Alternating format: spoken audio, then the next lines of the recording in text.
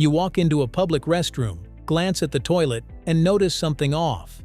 The seat is not dirty, it is not broken, it just does not look like the one at home. Instead of a closed oval, the front is open, leaving that familiar U-shape seen in airports, malls, schools, and office buildings everywhere. It looks incomplete, almost unfinished, and yet it keeps appearing in the places built for the most people. Why is that front section missing? What purpose does it serve?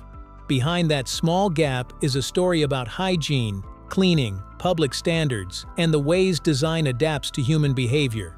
The real mistake may be judging a public toilet by the logic of a private one. Let's get into it right here on Secrets of Simple Things.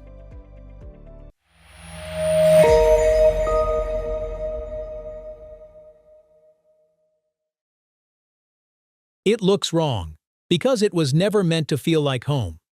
At home, a toilet serves a small number of people in a familiar space. Comfort matters, cleaning is regular, use is predictable, and the seat is not being shared by hundreds of strangers in a single day. Public restrooms operate under completely different conditions. They deal with constant traffic, uneven habits, tighter cleaning cycles, and much less control over how carefully each person uses the space. That changes the design priorities. A public toilet seat does not need to feel cozy or domestic. It needs to reduce unnecessary contact, stay easier to wipe down, create fewer problems between cleanings, and work for many different users. Once those priorities take over, the open front shape stops looking odd and starts looking deliberate. It is not a visual quirk. It is a practical design shaped by public use. And once comfort gives way to sanitation, the next question becomes unavoidable. How does that missing front help?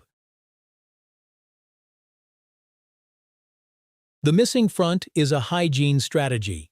In a public restroom, one toilet may be used by hundreds, sometimes thousands of people over the course of a day. Under those conditions, the smartest solution is not to assume the seat will always be clean. It is to design the seat so that certain kinds of contact become less likely in the first place. That is where the open front matters most. By removing the front section, the design reduces the chance that a user's body will touch that part of the seat, especially in more sensitive areas. Instead of trying to manage every possible point of contact, it quietly removes one. That reflects a broader principle found in everyday design. Risk is not always reduced through warnings, reminders, or instructions. Sometimes the better answer is to redesign the object so the risky moment is less likely to happen. The U-shape does exactly that. It does not make the toilet sterile, and it does not eliminate the need for hand washing or regular cleaning, but it does reduce one unnecessary form of contact in a place where shared surfaces matter. Public hygiene often works best not through perfection, but through small choices that lower risk before anyone has to think about it. But hygiene is only part of the story. For a design to last this long and spread this widely, it also has to make life easier for the system behind the restroom itself. Public restrooms are built for the time between cleanings. A public restroom is not designed around the moment right after it has been cleaned. It is designed around the hours that follow, when person after person walks in, uses the space, and leaves behind traces of moisture, residue, and wear. Since no one can wipe the seat after every single user, the design has to help preserve a reasonable level of cleanliness between cleaning rounds. The open front helps in practical ways. By removing that front section, the seat creates fewer places for moisture and grime to collect. It also makes the surface quicker to wipe and easier to reach directly, which matters far more in a busy airport or shopping mall than it would in a private bathroom. For custodial staff, even small reductions in cleaning difficulty add up across an entire building and an entire day. That is one of the least glamorous but most important truths about public design. Sometimes the best design is not the one users notice. It is the one that makes unseen work faster and more reliable. Public objects do not need to impress people. They need to keep functioning under pressure. And a toilet seat in a shared space is not only dealing with germs or dirt, it is also dealing with something less predictable, the way people actually behave. People don't always use public toilets the way designers wish. Public restrooms are not used by calm, perfectly consistent people making ideal decisions. They are used by people who are rushed, uneasy, distracted, uncomfortable, or quietly trying not to touch anything. That matters more than it may seem. Many people enter a public stall already feeling cautious, and some respond by hovering instead of sitting down fully. The instinct is understandable. They want to avoid contact with a surface shared by strangers, but that same behavior can also make the space messier and harder for the next person to use. That is part of why the open front seat makes sense. It creates a little more room, reduces the chance of awkward contact, and allows more flexibility when people do not use the toilet in the neat, ideal way a designer might imagine. It can also make positioning easier for some users with different body shapes or certain mobility challenges where a fully closed seat may feel more restrictive. The change is small, but small changes matter in shared spaces, and that reveals something larger about public design. It is not built for ideal users following best practices in perfect conditions. It is built for real people, moving through real spaces with all the hesitation, impatience, and inconsistency that everyday life brings. A public object has to assume that some users will be careful, some careless, and some will use it in ways never quite intended. Once a design begins to handle not only hygiene but human behavior itself, it often moves beyond being a clever solution and starts becoming something more formal. How a small design choice became an official rule. Some designs begin as practical fixes and stay that way. Others prove so useful that they gradually harden into standards. The open front toilet seat belongs to that second category. In some places, especially in the United States, it has long been recommended or required in public restrooms through plumbing and building standards, with exceptions such as some private or residential settings. That shift matters. It means the shape is no longer just a preference or an old habit that somehow survived. It has become part of how public hygiene is organized at a larger scale. That is often what happens in shared environments. Once a society has to serve large numbers of people in common spaces, even small details stop being personal choices. They become operating rules.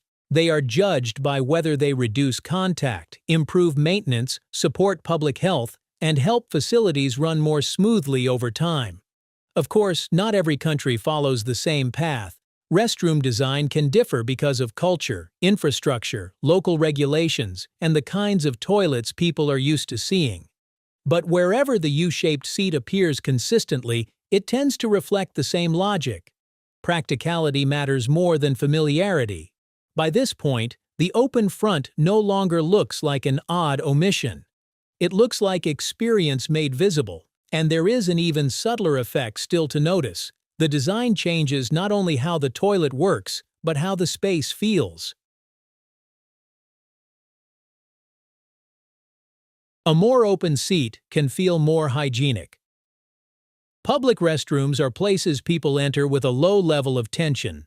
The room may be clean, but it rarely feels relaxed. In spaces like that, cleanliness is not only about what is physically true, it is also about what the design communicates. A seat with an open front can signal less contact, less enclosure, and less of the discomfort that comes from feeling too close to a shared surface. Even if users never pause to analyze it, the shape can make the experience feel more manageable. That is part of what makes everyday design so interesting. Objects are not created only to function well in a technical sense. They are also shaped to make people more willing to use them. A design that feels more hygienic can matter almost as much as one that simply is. A 5-second question for everyday design. There is a simple question worth carrying into daily life. Before calling a design strange, ask what problem it is solving. Many ordinary objects look awkward, incomplete, ugly, or inconvenient only because we are judging them in the wrong context. The moment the question changes from "why does it look like that" to "what job is it doing?" the world becomes more revealing. A gap stops looking like an absence and starts looking like an answer. That is the quiet lesson hidden in a public toilet seat. What seems incomplete at first can turn out to be carefully adapted to real conditions, real users, and real limitations. The gap is not a flaw. It's the point. What first looks like an incomplete design turns out to be better suited to the world it lives in. The U-shaped public toilet seat exists not because something was forgotten, but because something was learned. It reflects a space designed for hygiene, heavy traffic, easier maintenance, imperfect human behavior, accessibility, and a greater sense of safety in a shared environment. That gap carries more intention than most people realize, and that is often true of ordinary things. They are not simple because no one thought hard about them.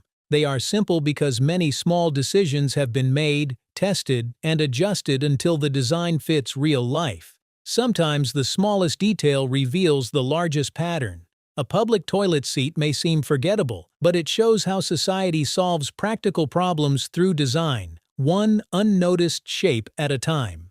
If this video changed the way you see something as ordinary as a public toilet seat, subscribe to Secrets of Simple Things for more stories hidden inside the details most people never question. And if there is another everyday object you have seen 100 times but never fully understood, leave it in the comments below. It might become the next simple thing we uncover together.